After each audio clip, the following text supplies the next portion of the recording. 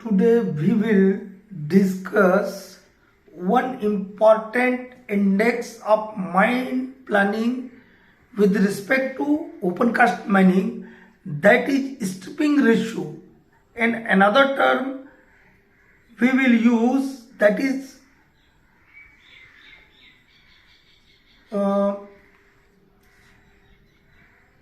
एक और terminology use होता है जिसको लोग गलती से यही मान लेता है कि वो भी स्ट्रिपिंग रेशो ही है।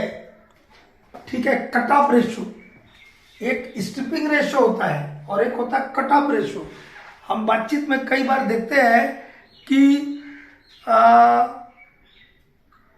लोग जो है कट ऑफ रेशो को स्ट्रिपिंग रेशो मानते हैं, but stripping ratio is different from the cut off ratio. First of all, cut off ratio क्या होता है हम बताते हैं। कोल सीम का थिकनेस और ओवरबर्डन का थिकनेस का जो रेशो होगा, ratio of coal seam thickness to overburden thickness at a certain point और at a given point, that is known as cut off ratio, and that is not for whole mine, that is only for that only single point। ठीक है, जैसे उदाहरण के लिए एक mine है जिसमें कवर ऑफ ओबी जो है, ओबी हमको जो रिमूव करना है वो 35 मीटर और कोल सीम है 10 मीटर। तो यहाँ पे आपका क्या हो जाएगा, 10 डिवाइडेड बाय 35। ठीक है, जो आएगा आपका 1:3.5 आ गया। ये हो गया कट ऑफ रेशो। ये स्ट्रिपिंग रेशो नहीं है, लेकिन हम लोग यही बहुत सा लोग समझ लेता है। हम स्ट्रिपिंग रेशो बताएंगे। इसमें 3 टाइप के स्ट्रिपिंग रेशो होते हैं, natural stripping ratio, average stripping ratio और peak stripping ratio. Stripping ratio को हम बार बार एसआर बोलेंगे, आप समझते चल जाइएगा। तो जो हम मंथली रिपोर्ट बनाते हैं ओपन कास्ट में, वो एवरेज स्ट्रिपिंग रेशो रहता है। ठीक है, और जो हमारा पीआर होता है, प्रोजेक्ट रिपोर्ट जो बनता है माइन स्टार्ट करने के पहले, जो सीएमपीडीआई बना के देते हैं, वो रहता है वो रहता है नेचुरल स्ट्रिपिंग रेशियो। ठीक है, सबका हम यूज भी बताएंगे अलग अलग क्या यूज है और स्ट्रिपिंग रेशियो किन फैक्टर्स पे डिफर कर जाएगा वो भी बताएंगे। स्ट्रिपिंग रेशियो क्या है? कुछ नहीं है स्ट्रिपिंग रेशियो, एकदम अटर पटर नहीं भाषा में लिखना है। पहले समझिए हम क्या बोल रहे हैं, बाद में डिफिनेशन बताएंगे। हम ओपन कास्ट में क्या करते हैं, ओबी को रिमूव करते हैं। ओबी को जब रिमूव कर लेंगे तो हमको कोल सीम मिलेगा, फिर हम कोयला निकालते हैं। इतना ही ना करते हैं, क्या काम किया, ओबी रिमूव किया और ओबी रिमूव करने बेज बना के करते हैं। तो जब ओबी रिमूव कर लिया, कोयला एक्सपोज हो गया, कोल को हम निकालते हैं। ठीक है, तो एक गिवन प्रॉपर्टी यदि आपको दे दिया जाए और वहां पर आप 1 टन कोयला निकालने के लिए आपने कितना वॉल्यूम ऑफ ओबी को रिमूव किया, हटाया, उसी को बोलते हैं स्ट्रिपिंग रेशो। ठीक है, ये जो हम डिफरेंशियल बोल रहे हैं ये नेचुरल स्ट्रिपिंग रेशो है। एवरेज में थोड़ा सा इसको हम दूसरे तरीके से बोलेंगे, लेकिन बात तो वही रहेगा। बात वही रहेगा कि 1 टन कोयला को निकालने के लिए हमने कितना वॉल्यूम ऑफ ओबी को हटाया, that is the stripping ratio. ठीक है, और it is natural stripping ratio. हम आगे देखेंगे एवरेज में क्या होता है। एवरेज स्ट्रिपिंग रेशो में हम ये देखते हैं कि मान लो हमने मान लिया 100 मीटर बाय 100 मीटर का एक प्लॉट है, उस जगह से 100 मीटर बाय 100 मीटर में से हमने टोटल ओबी कितना निकाला और उस 100 मीटर बाय 100 मीटर के जगह से टोटल कोयला कितना निकाला। तो टोटल ओबी जो निकाला डिवाइडेड बाय कर देंगे टोटल कोल, जितना भी टन आया 10, 20, 50, 100 जो आया होगा उसको डिवाइड कर देंगे, उससे जो रेशो निकलेगा that is your average stripping ratio. ये हम मंथली रिपोर्ट में करते हैं। जो पीआर मिलता है वो नेचुरल स्ट्रिपिंग रेशो रहेगा। ठीक है, देखिए हम क्या लिखे, थोड़ा और पास से लिखेंगे। स्ट्रिपिंग रेशो क्या, इसको शॉर्ट में लिखते हैं एसआर। एसआर डिनोट्स मतलब बताता है, दर्शाता है, एक्सप्रेस करता है। एसआर डिनोट्स द वॉल्यूम, वीओएल लिखा शॉर्ट में, वॉल्यूम है, वॉल्यूम ऑफ ओवरबर्डन इसको साथ में वो भी लिखते हैं, overburden required to be removed for obtaining 1 ton of coal. For obtaining 1 ton of coal, 1 ton कोयला को पाने के लिए हमने कितना वॉल्यूम ऑफ ओवरबर्डन हमको हटाना होगा, इस बात को बताने के लिए हम जो टर्मिनोलॉजी यूज करते हैं that is known as stripping ratio. What is stripping ratio? ऐसा denotes the volume of overburden required to be removed for obtaining 1 ton of coal.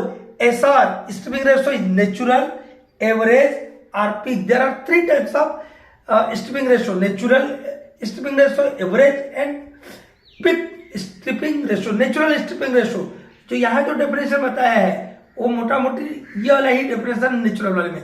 Ratio of ओबी, क्या बोल रहे हैं? Ratio of OB in cubic metre that has to be removed for obtaining 1 ton of coal, that is known as natural stripping ratio.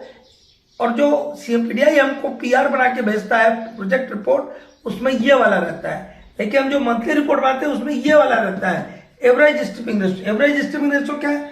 The ratio of OB in a cubic metre to be removed against total tonnage of coal after for a given property.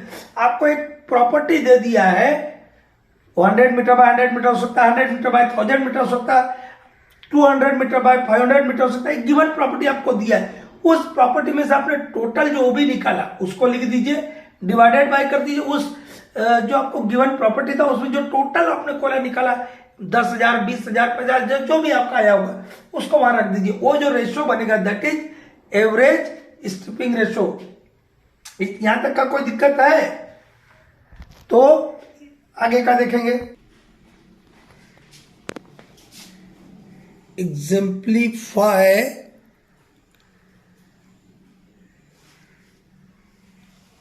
Striping ratio and its importance. Stripping ratio हम बता रहे हैं, इसका importance भी बताएंगे। देखिए paper में आया हुआ क्वेश्चन है, exemplify stripping ratio and its importance, या इंपॉर्टेंस को सिग्निफिकेंस भी बोलते हैं, ठीक है। तो आपको स्ट्रिपिंग रेशियो बताए, उसके बाद उसके 3 टाइप बताए, नेचुरल, एवरेज और पिक स्ट्रिपिंग रेशियो। पिक किसको बोलते हैं? एकदम पिक पे बोलते हैं ना, मतलब सबसे अधिक। ये जो रहेगा पिक स्ट्रिपिंग रेशियो, ये more than average stripping ratio रहेगा, ठीक है। और ये रहेगा क्यों? यदि कहीं पे डिपॉजिट्स में कॉम्प्लेक्सिटी है, जियोलॉजिकल आपका डिस्टर्बेंसेस है, या सीम का थिकनेस में वेरिएशन हो गया, तो उसके चलते ये जो रहेगा पिक SR और आपका एवरेज जो SR है वो दोनों में डिफरेंस नजर आएगा। देखिए यहाँ पे वही लिखा था, difference between peak and average SR indicates complexity of deposit. यदि डिपॉजिट में कॉम्प्लेक्सिटी है वो बात को बताएगा कि इन दोनों में डिफरेंस आ रहा है, ठीक है।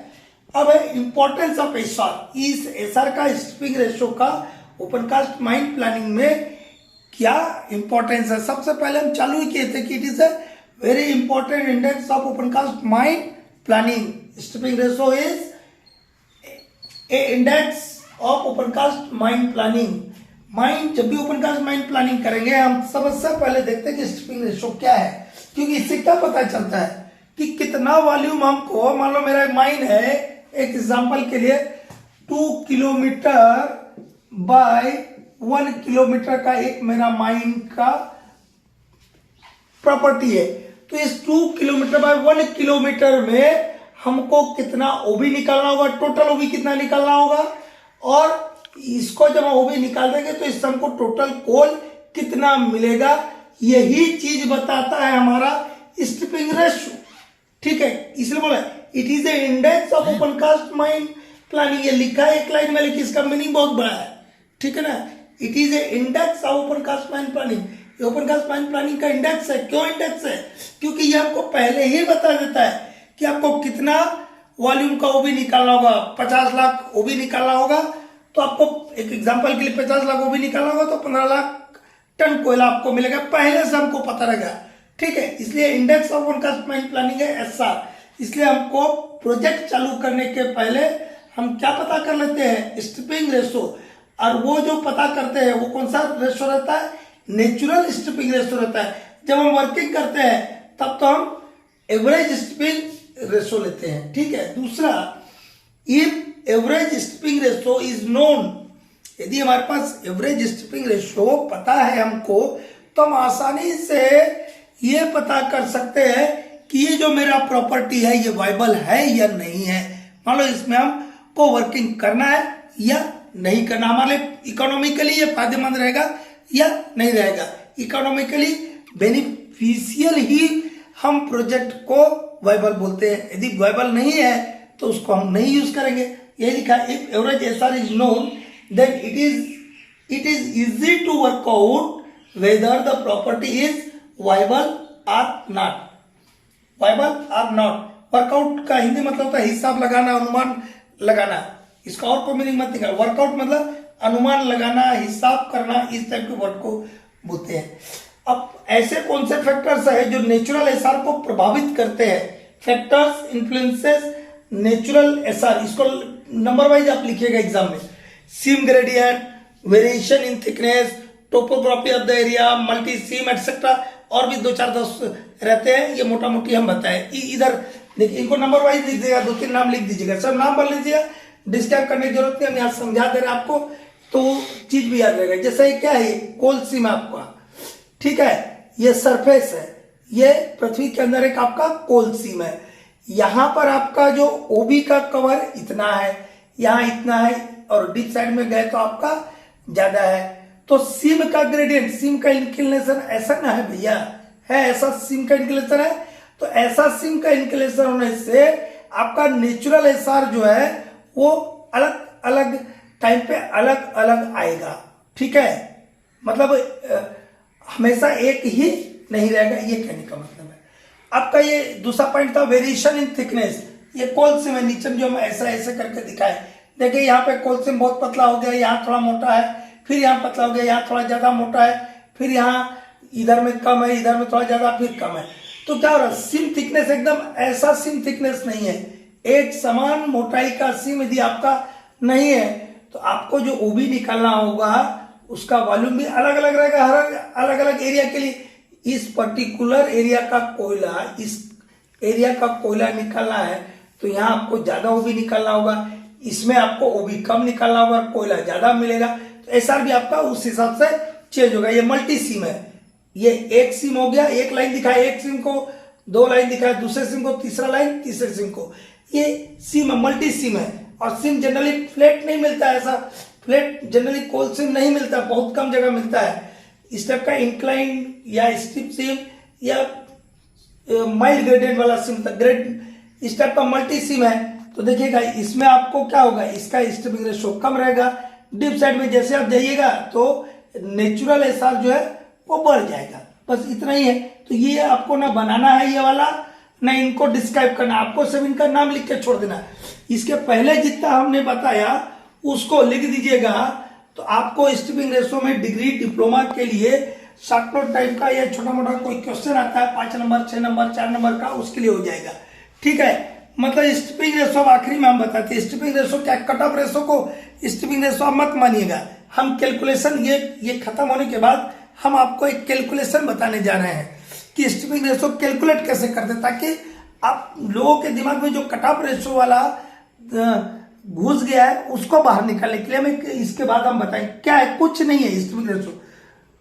1 टन कोयला निकालने के लिए हमने टोटल कितना वॉल्यूम आप ओबी को रिमूव किया, दैट इज स्ट्रिपिंग रेशो, इतना ही है, इससे ज्यादा कुछ नहीं है। एवरेज में हम क्या करते हैं, टोटल हमने मान लो 20 लाख क्यूबिक मीटर ओबी निकाला, उस 20 लाख क्यूबिक मीटर को निकालने के लिए हमको 6 लाख टन कोयला मिला, तो 20 लाख डिवाइडेड बाय ये 6 लाख कर देंगे, ये एवरेज स्ट्रिपिंग रेशो। मतलब एक पर्टिकुलर प्रॉपर्टी में आपने टोटल कितना वॉल्यूम आप ओबी निकाला, कितना टोटल टनेज कोल निकाला, उसको डिवाइड कर दिया। हम अभी एग्जांपल ले रहे हैं, आपको पूरा क्लियर हो जाएगा, ठीक, ओके।